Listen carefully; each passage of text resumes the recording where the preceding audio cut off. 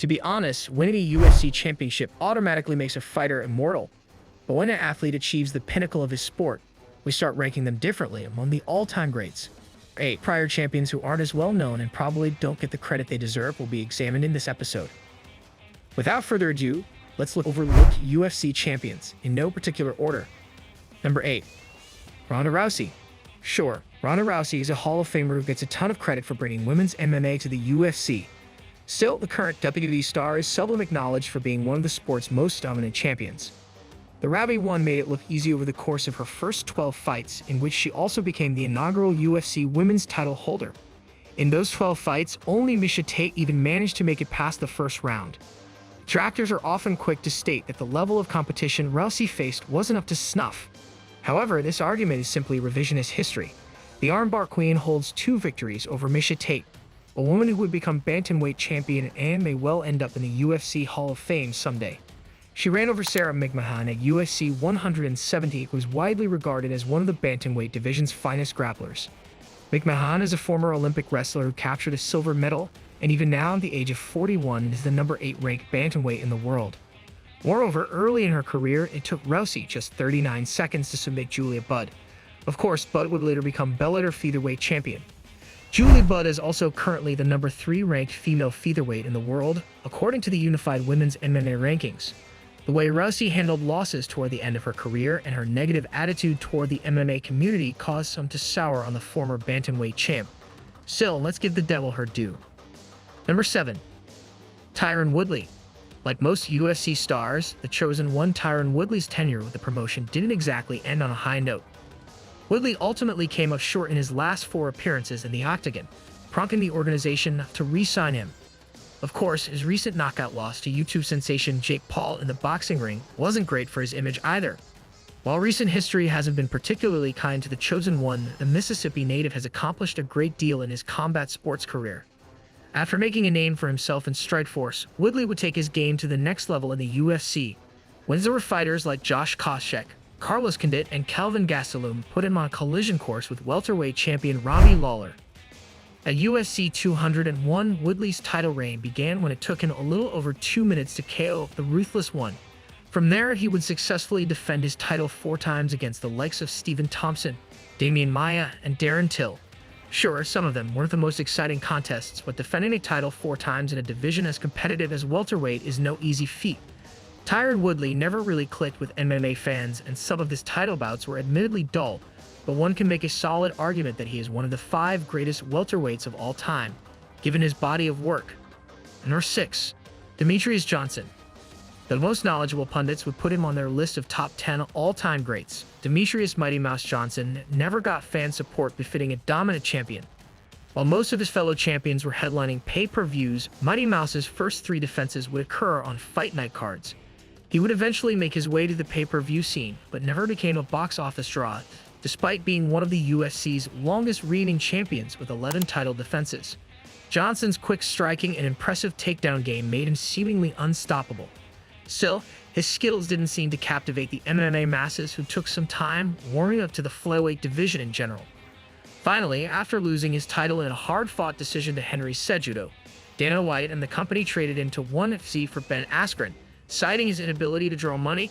The action highlighted just how underappreciated Demetrius Johnson truly was. Number 5. Daniel Cormier. Light heavyweight, given that his reign as light heavyweight champion was made possible by John Jones' mishaps outside the cage, Daniel Cormier never got his due for his accomplishments in the division. Sure, Jones' suspensions made his reign possible, but that's hardly Cormier's fault.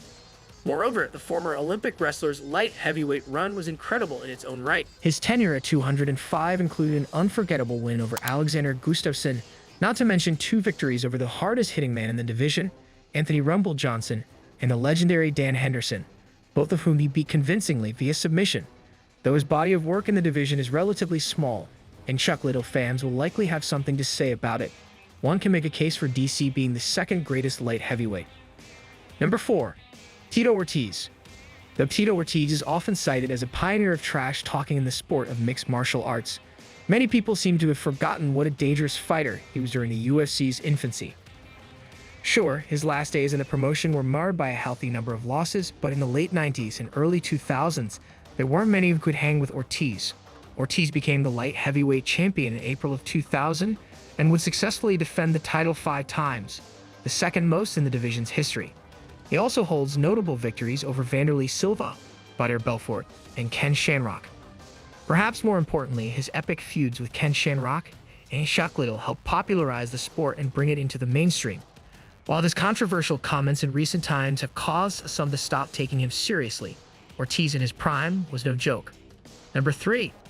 Renan Barao. After losing the title to TJ Dillashaw in May of 2014, Renan Barao's career took one of the biggest nosedives in recent memory. Following the upset loss at UFC 173, the Brazilian would drop 7 of his next 9 fights, leaving the promotion no choice but to release him in 2019. Despite the disappointing ending to his UFC run, there was a point when the organization promoted the former bantamweight title holder as one of the best pound-for-pound fighters on the planet, which wasn't entirely unwarranted. After all, the Baron entered the UFC with an outstanding 25-1-1 professional record. He would continue his win streak by rattling off 3 consecutive victories, setting the stage for an interim title showdown with Uriah Faber.